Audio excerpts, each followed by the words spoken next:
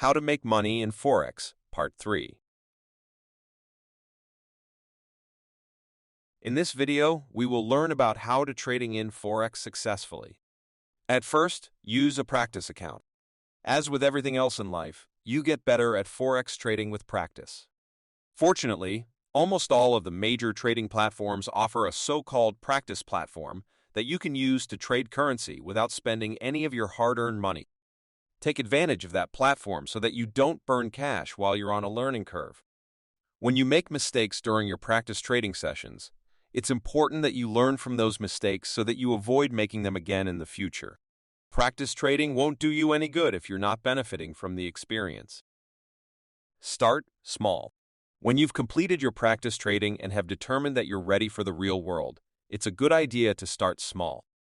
If you risk a significant amount of money on your first trade, you might find that fear of loss kicks in and your emotions take over. You might forget what you've learned in your practice trading and react impulsively.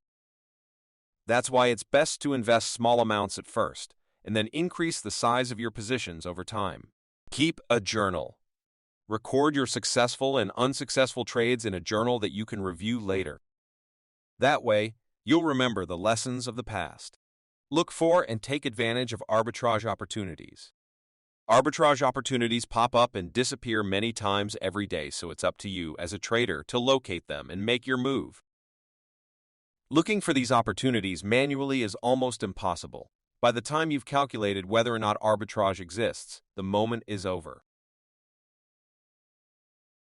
Luckily, many online trading platforms and other websites offer arbitrage calculators that can help you locate opportunities quickly enough to take advantage of them.